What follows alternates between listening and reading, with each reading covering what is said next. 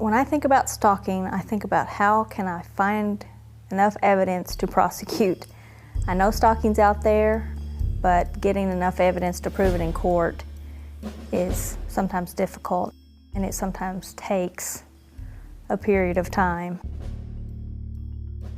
One of the elements of the law is that there has to be a continuing course of conduct.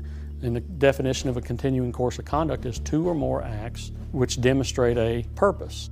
It's meant to put fear into the life of the victim, to the point to where the victim is going to comply with the perpetrator.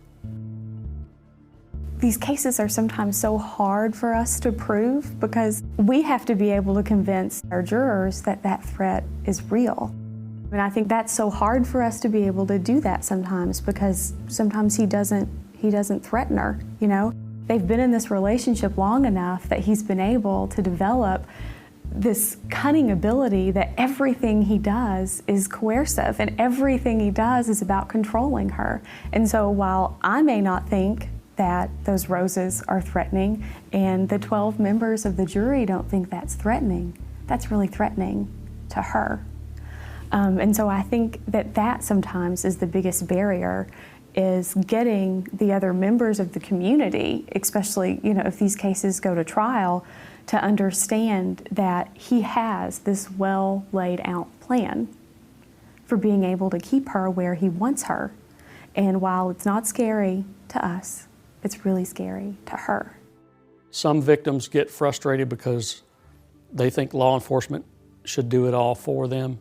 That's understandable. I mean, we are here that's our job, but it takes a team effort to build a stalking case, because who's the first person that has contact with the evidence that law enforcement needs to build that case but the victim? And so the victim has to preserve that evidence for us. Document, document, document. I don't care if you don't know that this person's the one that left the newspaper on the front porch.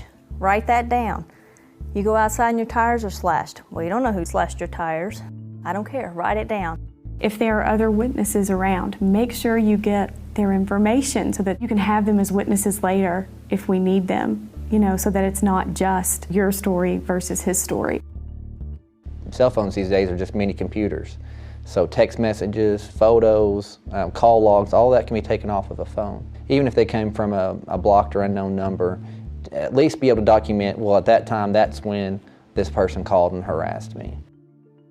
You know, all of these stores have really, really good surveillance systems outside. I did have a victim that her ex was stalking her and wasn't able to get the evidence, and then her and her daughter were going through the Kroger pharmacy. Well, guess what they have outside the Kroger pharmacy but a great surveillance system. So what do we get? We get him driving by. That's what we need.